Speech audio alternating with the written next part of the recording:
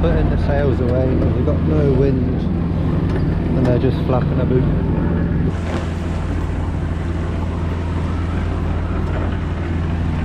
Man overboard! Hey, we can't approach from downwind because there is no wind. So we'll shout some reassurance. Yeah. Don't worry, Roberta. We're coming. What's the name of the boy? Roberta. Roberta. Or Bobby for short. Bobby.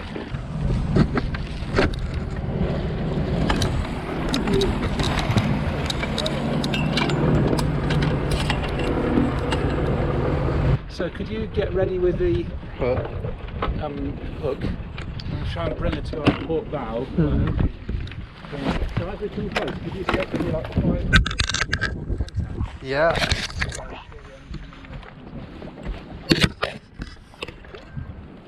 Five, 4, 3, 2, 1, contact. Oh, can you hook it there?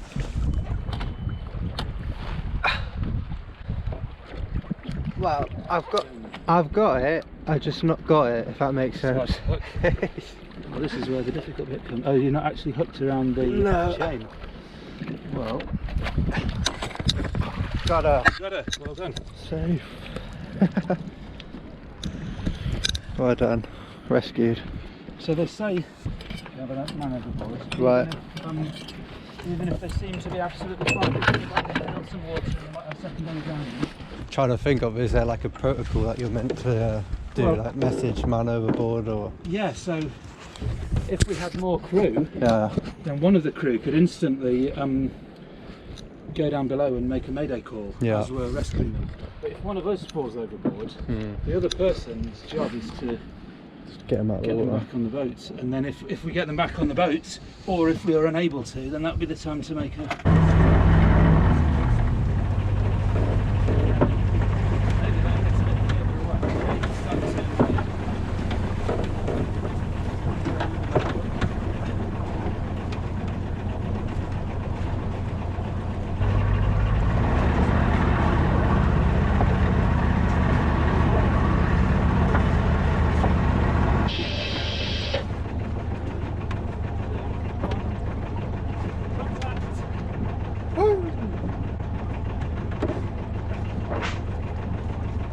Rescued.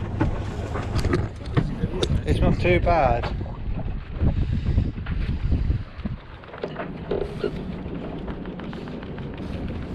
Do you think it is a lot more stressful trying to do it under sail, or is it? Do you think it's just the same, really? I think that I would.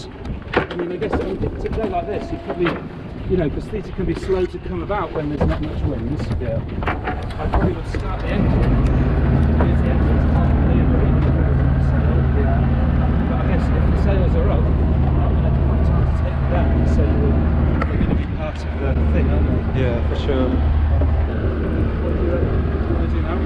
Don't know. Can I either do another one, or I can get in if you want.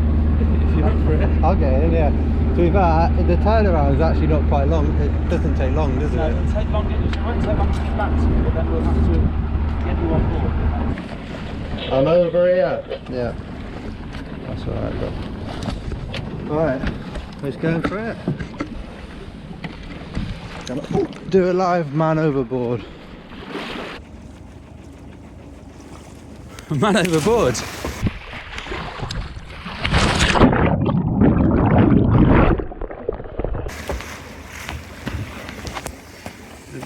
Okay, don't worry, I will come and rescue you, Luke. Oh, that's a bit fresh. That's the scary sight. Watching that boat sail away. Oh, so I just touched my foot. I don't like it.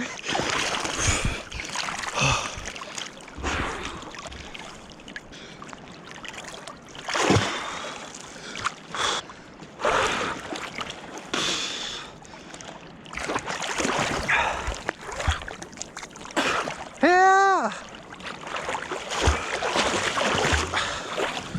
Can you tie this onto yourself? Yeah.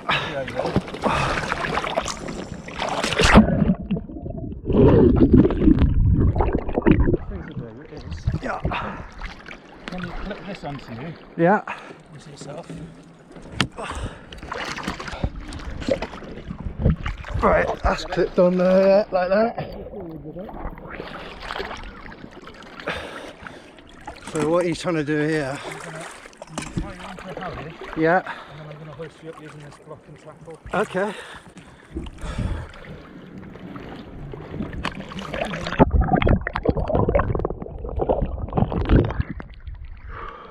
Let's find out, because you don't normally put someone's weight on that, do you? But that's what it's there for, isn't it? But this is good, because a normal Manoverboard drill, you don't get protected. You get it around that, what would you like? Hoisting something out of the water. What I'm finding is that it's not even going through the block entirely, is it? No.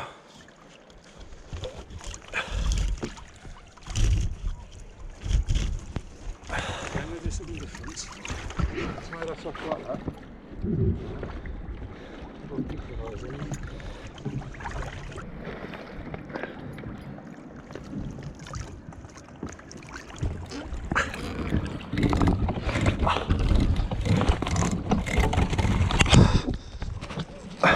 Coming up.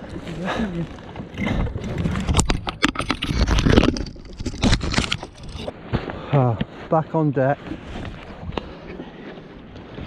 I've got half of your boat down the side of me as well. You've been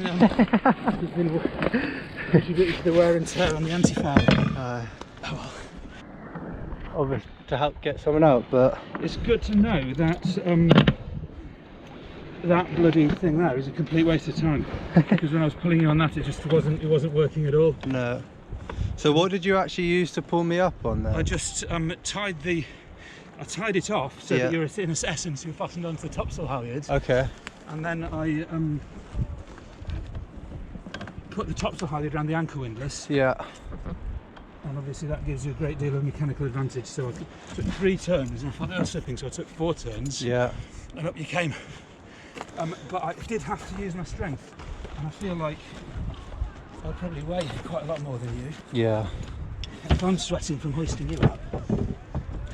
Also, like, it was quite awkward with this clipping it on, and then it does hurt quite a lot with this. But I guess being hurt is the least of your worries if you're trying to get someone out of the water, you know. But yeah, I mean, if you weren't able to contribute to your rescue, for example, by tying it on, then it would have been a different kettle of fish, because I wouldn't have been able to. I could have hooked you with a boat hook, but I probably wouldn't have been able to get a line around you. I'm going to start the engine. Yeah, we are getting very close to shore.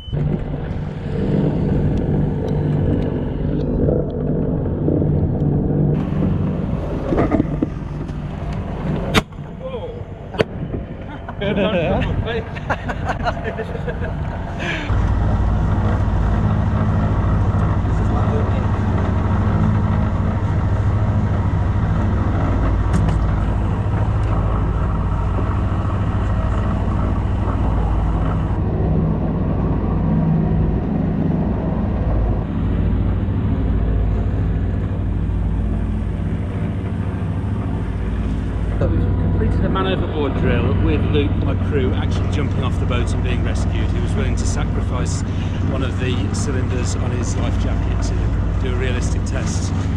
We tried to mitigate the obvious risks by doing it close to the shore on a warm day, so that had I failed to rescue him, he could have just swam ashore. And we also had a ladder, so if I'd been unable to get him on board, he could have just climbed the ladder. The sea was flat enough that that would have worked. Anyway, it was a very useful learning experience, so I thought I'd share the things I learned. The first thing I learned, this contraption, this block and tackle for pulling casualties back on the boat is useless. Wasted a couple of minutes, doesn't work, too much friction. So the way we got him back on board was by running a spare halyard onto the anchor windlass, with which I was able to winch him back across the boat quite easily. The other thing I'd say, actually, this is not in chronological order. Before that, I thought I was approaching him nice and slow, like picking up a mooring buoy with slack tide. But in fact, once I got to him, we still had a bit of way on us, and Luke was hanging onto the rope I threw him and being pulled through the water. So in the urgency of the moment, you probably will approach too fast. Just go really slow, take your time. You don't want to still be, because once you get to it, you want to kill the engine, so you're not going to put it in reverse once you've killed the engine. So you want to actually be completely stopped when you get to it. The next thing was that Luke did an excellent job of tying himself onto the line I gave him with an underwater bowling whilst bouncing around. But I could tell that he found it difficult, and not all people, if you have someone who isn't a sailor on your boats, they wouldn't be able to do that. So maybe you need to have a plan of how you would attach somebody to a rope if they weren't able to do it themselves, because without that there's no way that this rescue would have worked. And the final and most embarrassing thing of all is when this is all finished, in the heat of the moment, you've still maybe got some adrenaline, you start the engine, you might want to just get any of the ropes that have been involved in the rescue out of the water before you start the engine. We got away with it this time, but we almost didn't. So those are my learning points from this exercise.